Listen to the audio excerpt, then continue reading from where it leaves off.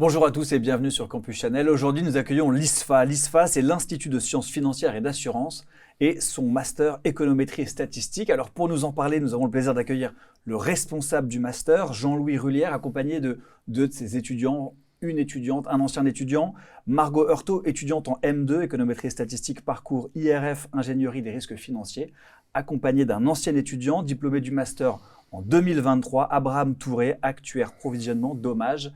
Alors, ils sont tous les trois là pour répondre à mes questions, mais avant cela, on commence avec le pitch.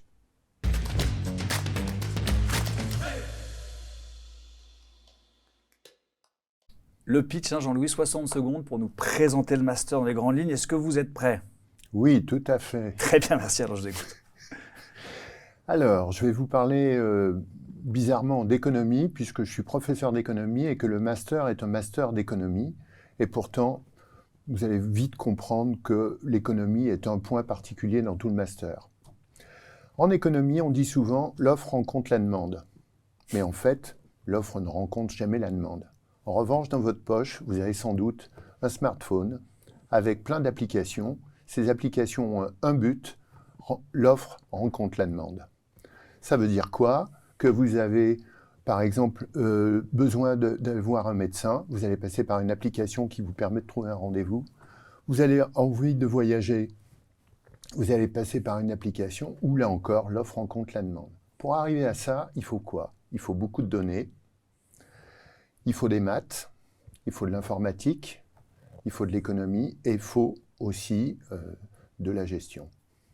Parfait, très bien, on est en 60 secondes pile. Économétrie, on voit déjà qu'il y a une gestion du temps et des chiffres qui est très carrée. Jean-Louis, on peut l'appeler le master EcoStat, c'est ça son petit nom? Oui, très ce bien. sera plus simple. Eh bien alors le master EcoStat, comment l'intégrer? C'est la question des admissions.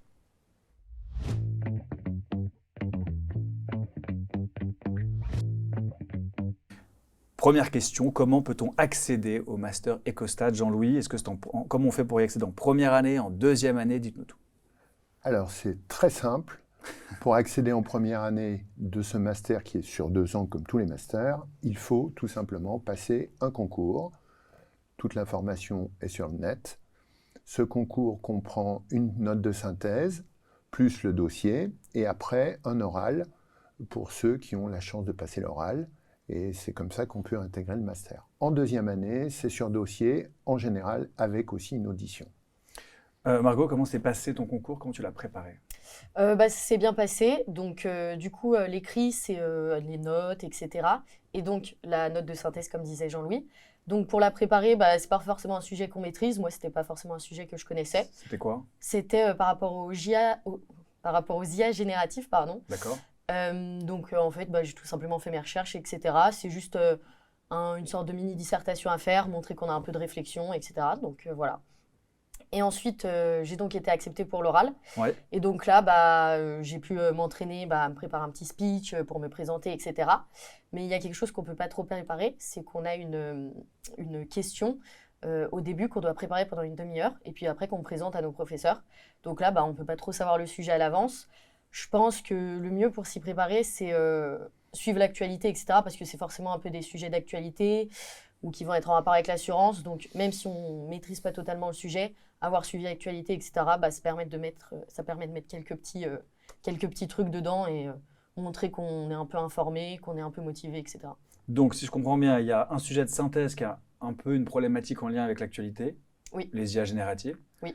Une fois qu'on est admissible, on a accès aux oraux. Et là, avant le grand passage devant peut-être Jean-Louis en personne, je ne sais pas. J'ai eu Jean-Louis.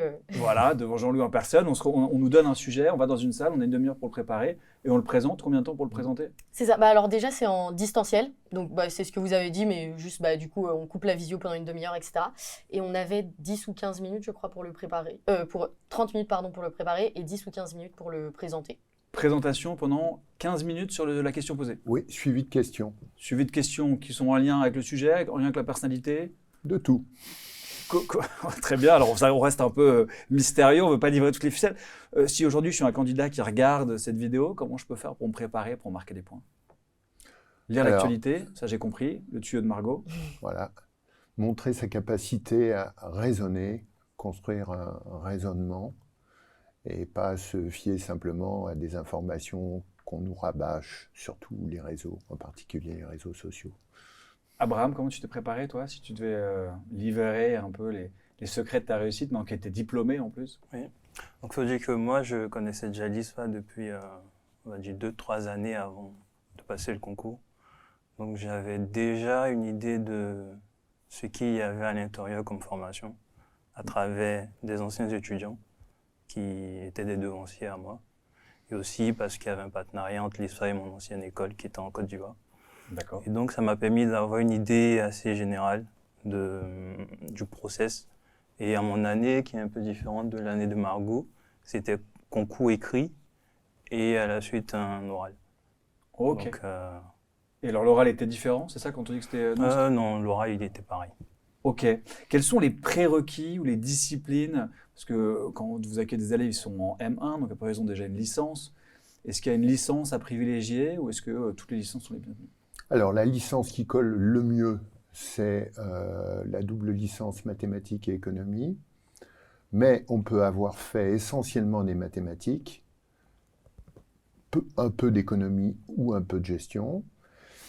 L'inverse n'est pas vrai. Si on n'a fait que de l'économie ou que de la gestion et avoir un niveau prérequis en mathématiques insuffisant, là, c'est assez difficile. Margot, ton parcours? Alors moi j'ai fait une licence technique quantitative et management à l'IAE de Lyon qui n'existe malheureusement plus parce que c'était pas mal pour y rentrer parce que c'était du coup une licence gestion avec quand même beaucoup de maths. Donc c'est vrai que c'était plutôt pas mal pour rentrer. Après j'ai plein d'autres amis qui viennent de licence MIAH, de licence gestion plus classique. On a même des BUT, sciences de données, donc eux ils sont plus... ils vont être un peu plus forts que nous sur la programmation.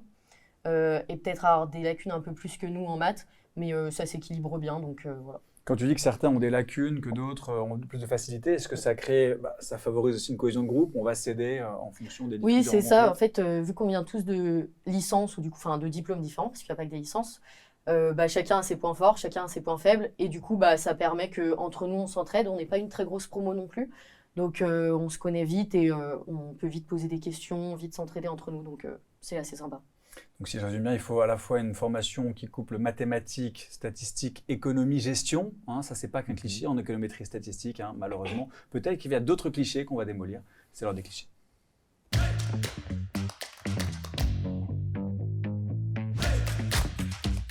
Quel serait, Abraham, le premier cliché qui te vient à l'esprit lorsque j'évoque ta formation? Le premier cliché, je dirais que vu que l'ISFA est beaucoup connue par son histoire, beaucoup plus connue par son histoire, par sa formation en actuariat. Mhm. Et donc un des clichés, c'est souvent de résumer l'ISFA à l'actuariat. Mais une fois que tu intègres la formation, tu intègres l'école, tu te rends compte qu'effectivement, au sein de l'établissement, les deux formations, enfin, actuariat, économétrie statistique, sont très bien valorisées, aussi bien en termes de formation qu'en termes d'insertion professionnelle, donc bien vendues auprès des entreprises. Donc les deux ont la même reconnaissance, même si on en a une qu'on parle plus de l'autre. Exactement. Et alors, une question, je m'interroge, tu as fait le choix d'être actuaire, même si tu as fait le master Ecostat? Oui, ça c'est plus au niveau des débouchés. Donc il faut dire qu'entre les deux formations, actuariat, économétrie statistique, on a pas mal de cours en commun. Et aussi l'économétrie statistique, dans son contenu, dispense des cours qui permettent de très bien se vendre dans le milieu actuariel. Très clair. On aura l'occasion de reparler des débouchés. Avant cela, Margot, le cliché qui te vient à l'esprit? Le cliché qui me viendra à l'esprit, on fait des mathématiques, de l'informatique, de la programmation. Donc forcément que ça serait plus un milieu masculin. Du coup, je suis là. Du coup, c'est pas que masculin. Même si on est un peu moins de filles dans l'école, on est de plus en plus. Et on a complètement notre place et on s'en sort tout aussi bien. On est très bien intégrés, que ce soit dans l'école, dans les métiers, les entreprises. Donc voilà. Comme dans les cours de boxe aussi, on pourrait imaginer que c'est un sport qui est plutôt masculin, alors qu'en fait, on peut aussi être une femme et faire de la boxe. Tu confirmes? Je confirme. Absolument. Jean-Louis, quel serait votre cliché? Alors, quand on décline toutes les matières, c'est très théorique, très abstrait, et il faut que tout le monde se rende compte que, en sortie de ce master, on s'intéresse à des questions extrêmement appliquées dans tout un tas de domaines. Ça va de la finance, bien évidemment, l'assurance, la santé, le travail, les transports, que sais-je encore. Et là, on s'intéresse à des questions extrêmement appliquées, mais avec des outils qui viennent de la théorie ou qui viennent des mathématiques. C'est ce qui permet d'avoir des débouchés aussi variés, par exemple, que Abraham, Actuaire Oui. ou d'autres encore dont on parlera. Mais Oui. ça vient vraiment compléter, appuyer ce que vous êtes en train de dire. Exactement. Donc vous l'aurez compris, les femmes sont les bienvenues. On ne fait pas que des actuaires. C'est aussi un master d'économie, en tout cas en lien avec l'économie. Et donc il va falloir travailler. Quoi exactement? C'est l'heure du programme.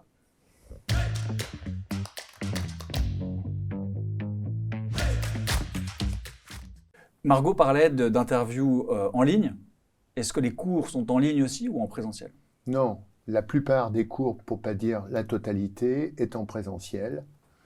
Il ne faut pas s'imaginer que faire des cours en ligne, c'est vraiment équivalent à des cours en présentiel. Le contact avec les étudiants est très important, ne serait-ce que par le regard et bien d'autres choses. On sent bien comment l'acquisition des connaissances est bien plus performative quand ça se fait en présentiel. Et quels sont les grands blocs que vous allez aborder? Alors, les grands blocs, ce n'est pas une surprise vu tout ce qu'on a dit jusqu'à maintenant. Oui, je m'en doute. Il y a des mathématiques, mais il y a aussi probabilité et aussi statistique et donc aussi économétrie, ce qui n'est pas étonnant vu le titre du master. Et puis, vous avez de l'économie qui est plutôt exclusivement de la microéconomie, hein, avec de la théorie des jeux, de la théorie des contrats. Et puis, vous avez un gros bloc informatique qui va jusqu'à des questions très pointues comme la sécurité et la cryptologie. Et puis, des domaines très appliqués qui concernent, comme je l'ai dit tout à l'heure, l'assurance, la finance, mais aussi la santé, par exemple. Vous direz que c'est plutôt pluridisciplinaire ou transdisciplinaire? Transdisciplinaire. Quelle différence Parce vous que faites entre les deux? Ouais. La différence, c'est que la pluridisciplinarité, ça peut être un empilement de disciplines et il n'y a pas de communication entre ces disciplines. Là, ce n'est pas le cas. On prend des objets appliqués et sur ces objets appliqués, on traite à partir d'approches théoriques qui utilisent des corpus venant des différentes disciplines. Comment tu définirais la pédagogie au sein de ce master, Margot? Ce que j'aime bien dans la pédagogie de l'ISFA, c'est que déjà, comme toute fac classique, on a les SEM et les TD. Donc les TD, ils nous permettent de mettre en pratique. Et puis, comme je l'ai dit tout à l'heure, on est des relativement petites promos et une petite école. Donc les profs, ils sont vraiment accessibles. On peut leur poser nos questions, on peut vraiment les contacter. Donc il y a vraiment une relation entre les profs et les étudiants. Donc c'est assez facile de communiquer, etc.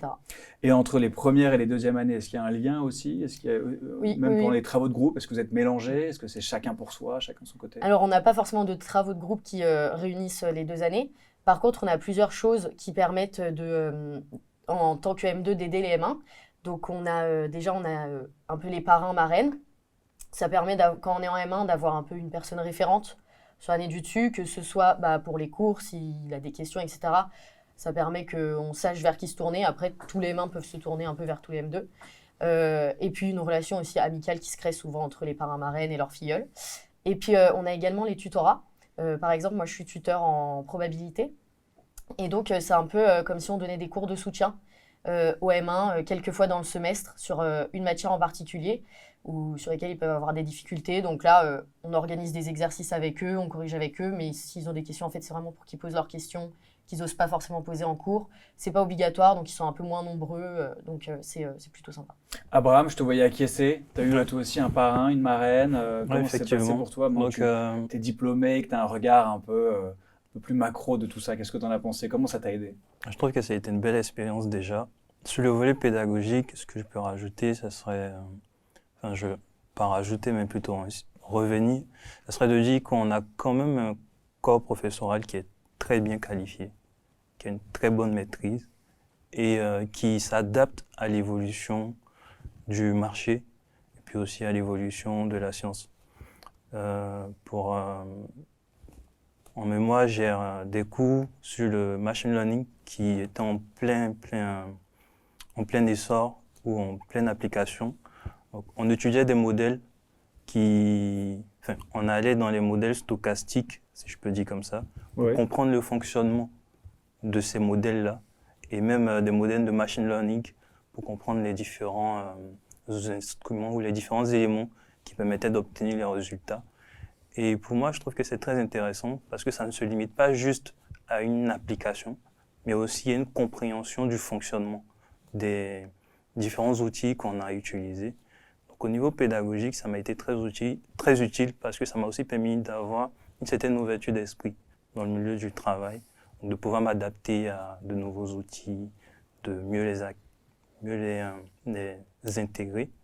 On parle de l'ISFA, mais est-ce qu'on a aussi des échanges avec des universités partenaires, si jamais on le souhaitait, aller étudier à l'international peut-être?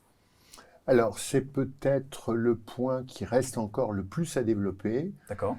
parce que le programme est très chargé sur 2 ans, et en fait, on laisse la possibilité, mais il faut qu'on fasse un effort pour plus le développer, ce que des étudiants puissent partir en échange au second semestre de la première année. Après, comme il y a en général, la plupart des étudiants sont en alternance, ce qui est une garantie très forte pour le débouché et l'insertion professionnelle. C'est relativement incompatible avec en même temps un séjour à l'étranger dans une université. Je le dirais toujours sur ce plateau, l'alternance, c'est vraiment entrée plat dessert. Hein. C'est à la fois, on va financer nos études, on va être payé pendant qu'on les effectue, et ensuite on a une plus grande expérience professionnelle à la sortie pour plus de crédibilité. Tout à fait. C'est un vrai atout, ça, quand on fait sa formation en alternance. Bientôt, Margot devra passer de la première à la deuxième année. Enfin, en tout cas, c'est ce que je te souhaite. Tu es déjà en M2 ? Non, je suis déjà en M2. Alors, comment c'est passé ? Il y a 5 parcours différents en deuxième année. C'est ça. Comment on s'est adapté, comment on t'a aidé pour faire justement cette transition de M1 au M2 avec 5 parcours différents? Alors moi, je me suis jamais trop posé de questions sur le parcours que je voulais. Très bien, c'est une chance. Oui, j'ai eu de la chance. Donc, j'ai pas eu forcément d'aide extérieure parce que je n'en ai pas demandé, tout simplement. Mais après, je sais qu'on peut vraiment aller voir les profs et ils nous aident selon les matières dans lesquelles on a des facilités ou ce genre de choses. Ils vont nous orienter vers l'un ou l'autre. Alors Jean-Louis, je fais appel à un ami. Comment est-ce que vous pourriez compléter ce qui vient d'être dit? Alors, pour compléter, il faut s'imaginer que les 5 parcours ne sont pas étanches. Ce n'est pas 5 tubes différents. En fait, il y a un grand ensemble. Tout le monde ne peut pas suivre tout le grand ensemble parce que le temps ne suffit pas. Et simplement, il y a des déclinaisons différentes de la thématique générale qui est en fait les sciences de données. Et en fait, c'est ça qui permet à chaque étudiant de construire son parcours. Donc, on a très souvent des cours, plus de 70% des cours, où un étudiant de master se retrouve avec un autre parcours que le sien. Donc ça prouve qu'il y a un grand brassage, même au niveau de la deuxième année. Oui, donc il ne faut pas s'inquiéter et se dire qu'on fait un choix qui va être hyper segmentant. Peut-être une dernière question avant de parler des débouchés. On a parlé maths, statistiques, économie. Quelles sont les activités du BDE, Abraham? Alors, est-ce qu'il y a la fête un petit peu? C'est ça la question, si tu veux. Oui, il y a la fête. Il y a la fête, il n'y a pas que la fête, il y a aussi différentes autres activités. Ça remonte un peu. Le souvenir que j'ai en termes d'activité, c'est la journée d'intégration. Donc, c'est un événement que le BDE organise avant les débuts des cours, qui permet à tous les nouveaux de pouvoir tisser des liens et rencontrer d'anciens étudiants des étudiants qui sont déjà à l'intérieur. Donc, ce qui facilite un peu après, une fois arrivé, de mieux se situer, de ne pas arriver sans repère. Voilà. Bon, alors du coup, il y a cette journée d'intégration. Et Margot, toi qui as des souvenirs peut-être un peu plus frais, est-ce qu'il y a d'autres activités après qui sont organisées après cette journée d'intégration? Oui, je fais partie du BDE, moi, cette année, donc je suis bien placée pour en parler. Présidente? Non, je suis responsable du pôle soirée. Ah, ok, donc on est au bon endroit, très bien. Donc déjà, c'est pas tout... Enfin, en tout cas, maintenant, c'est plus une journée d'intégration, mais une semaine d'intégration. Donc toute la semaine avant la rentrée, il y a des activités la journée et le soir, pendant une semaine entière. Donc, et puis après, comme il disait, il y a les nouveaux qui vont rentrer, mais il y a également les anciens. Donc ça permet vraiment de rencontrer les nouveaux qui vont être avec vous, mais aussi ceux qui sont déjà là. Et à côté de ça, on fait vraiment plein de choses. Donc comme tout B2 classique, on va avoir un week-end d'intégration, un week-end neige, un week-end de désintégration, des soirées aussi au long de l'année, donc soit qu'entre nous, soit avec des partenariats avec des boîtes de nuit, des after-work, des choses comme ça. Et on essaye aussi d'ouvrir au sport. On essaye d'avoir des choses qui changent, donc oui, avec du sport, donc des rencontres, du futsal, de l'escalade la semaine dernière par exemple. Et puis, voilà, plein de choses. On essaye d'avoir plein de petites activités. Et puis, il y a une semaine de campagne pour se faire élire où là, il y a vraiment plein de choses. Il y a aussi des jeux de société, des échecs, voilà, toute idée est bonne à prendre. Et on essaye vraiment de diversifier pour qu'il y en ait pour tout le monde. Même ceux qui sortent pas forcément, ils peuvent venir faire d'autres choses, des pique-niques, voilà. Les introvertis, les extravertis, tout le monde sera pris en compte. Tu parlais d'un week-end de désintégration, et après ce week-end de désintégration, il faudra rentrer probablement dans la vie active. C'est l'heure des débouchés.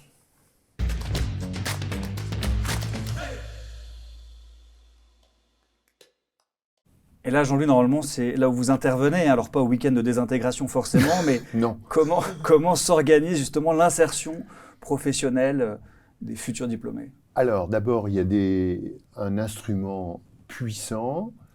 Je pense que les 2 étudiants qui sont là pourront aussi en témoigner. C'est le forum qui a lieu en général le jeudi et le vendredi de la fin du mois de novembre, donc là, dans très peu de temps.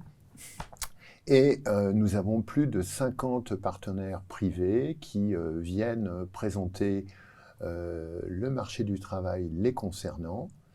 Donc il y a beaucoup d'échanges à ce niveau-là. Ça permet à des étudiants de trouver leur stage entre le M1 et le M2, et ça permet surtout de poser des jalons pour établir le contrat d'alternance au niveau du M2. Donc ça, c'est un outil très puissant. Il y a aussi l'association des anciens élèves de l'ISFA qui peut être très utile et qui fait régulièrement des rencontres. Donc ces outils-là garantissent une insertion en douceur et qui montrent aussi qu'on a peu de difficultés pour placer les étudiants au cours de leurs études et après sur le marché du travail. Ça a été facile pour toi, Abraham, une fois que tu étais diplômé? Est-ce que d'abord le forum t'a servi? Effectivement. Donc, il y a le forum. En plus du forum, il y a aussi des anciens étudiants qui travaillent et donc qui vont aussi faire passer des offres. On va dire, il y a le forum, il y a le stage, il y a l'alternance qui contribuent beaucoup. Et donc, à travers des offres qu'on va recevoir d'entreprises et très souvent par d'anciens étudiants, donc on témoigne quand même d'un réseau qui est assez large à l'ISFA. Et moi, par exemple, c'est grâce à une offre reçue d'anciens étudiants de l'ISFA que j'ai pu faire un stage, une alternance qui s'est très bien passée, puis j'ai pu rester dans l'entreprise pour un CDI. On est presque embauché à l'entrée, quoi. Alors, ça se passe au niveau du forum. Alors Margot, bientôt le forum, alors le deuxième du coup peut-être. Oui. Est-ce que tu sais ce que tu veux faire après? Moi, là, je suis en alternance, en chargée d'études actuarielles. C'est quelque chose qui me plaît pour l'instant, donc je pense essayer de rester dans ce milieu. Alors, on entend beaucoup le mot actuaire. Est-ce que vous formez principalement des actuaires? Est-ce qu'il y a d'autres possibilités? Non. Non, il n'y a pas d'autres possibilités. Non, on ne forme pas que des actuaires. J'avais compris. Il y a un master qui est fait pour cela à l'intérieur de l'ISFA qui s'appelle le master actuariat. Le mot-clé pour bien définir et comprendre toute la valeur ajoutée du master, c'est le mot données, sciences de données. Alors si on pense à ça, ça concerne plein de disciplines, mais ça concerne plein de secteurs d'activité, hein. Donc on peut faire de la cryptologie, de la sécurité, de la cybersécurité, mais on peut s'intéresser aussi à tout ce qui est par exemple politique publique, qui nécessite d'avoir beaucoup de données pour savoir si on a intérêt à prendre telle ou telle mesure. Bien évidemment, ça concerne aussi la gestion des risques, hein, puisque s'il n'y avait pas de risque, on n'aurait pas besoin de données. Et les données sont nécessaires, puisque justement, il y a plein de choses qu'on ne sait pas, y compris l'avenir. Absolument, surtout l'avenir, même si les stochastiques sont censés nous donner des indications pour rebondir sur ce que tu disais, Abraham. Alors, il nous reste encore quelques minutes pour conclure avec le temps additionnel.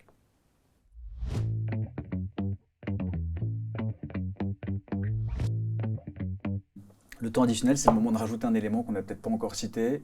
À l'inverse, renforcer un élément. Voilà, il en aura pour tous les goûts. Il n'y a pas qu'un jour d'intégration, mais il y a une semaine d'intégration. Ça peut être à cet endroit-là. Ou alors le forum est particulièrement efficace. Abraham, je vais te laisser commencer. Quelle serait ta conclusion? Alors, je dirais que pour l'expérience que j'ai vécue à l'ISFA, je trouve que l'ISFA, c'est une école qui a de très bonnes compétences pédagogiques, qui a un très bon réseau. Et je profite pour saluer Keren, qui est en charge de l'alumni des Écostats. Et elle fait un travail remarquable, donc qui permet de garder les liens entre les anciens étudiants et les nouveaux étudiants, qui facilite aussi l'intégration. Donc, avoir fait l'ISFA, ça m'a permis d'acquérir des compétences sur le volet académique. Aussi, le fait d'avoir fait l'ISFA, ça m'a permis de rencontrer des personnes avec qui j'ai pu tisser des liens, d'avoir des professeurs très intéressants. Et aussi, ça m'a permis d'avoir une insertion professionnelle beaucoup plus épanouie, avec beaucoup plus de sérénité. Et je trouve que l'ISFA, c'était une très belle expérience. Merci beaucoup, Abraham, pour ce témoignage. Margot? Un peu comme Abraham, je pense que c'est une belle expérience que je ne regrette pas. Parce que déjà d'un côté, comme il a dit, les enseignements ils sont très bien, les professeurs sont très bien également. On a des bons débouchés qui sont intéressants, qui sont des métiers où on n'a pas trop de problèmes pour trouver pour l'instant. Donc c'est quand même des points positifs. Et au-delà de ça, c'est vraiment une expérience parce que on est une école où beaucoup de monde se connaissent, où tout le monde s'entend bien, où on fait plein de choses, où il y a vraiment une vie en dehors de l'école. Donc en fait, c'est super agréable. Parfait, très bien. Merci pour ces 2 beaux témoignages. Jean-Louis, vous avez le fin mot de la fin, comme j'ai l'habitude de l'appeler. Voilà, oui. Alors, Alors, la seule chose que je puisse dire en guise de conclusion, c'est que l'ISFA est une chance pour les étudiants. La marque ISFA, d'ailleurs, est assez largement connue, au moins au niveau national. Et je pourrais dire que le mécanisme de sélection et l'offre de formation qu'on assure est aussi pour nous le témoignage que les étudiants sont une chance pour nous, enseignants. Donc ça marche dans les 2 sens, parce qu'on a des étudiants qui sont très motivés, non seulement pour faire des études, mais qui comprennent assez rapidement l'intérêt professionnel qu'ils ont en suivant le master économétrie statistique. Merci beaucoup Jean-Louis, merci à tous les 2 également d'avoir répondu à Merci. toutes mes questions. Vous l'aurez compris, le master économétrie statistique Ecostat pour les intimes de l'ISFA forme des experts en data science, économétrie et modélisation pour la décision en finance, assurance, économétrie et problématiques cyber alliant compétences, mathématiques, statistiques et IT. Rien que ça vous intéresse, tout un programme. ISFA, vous l'aurez compris, master Ecostat. Merci d'avoir regardé Campus Channel, je vous dis à très bientôt.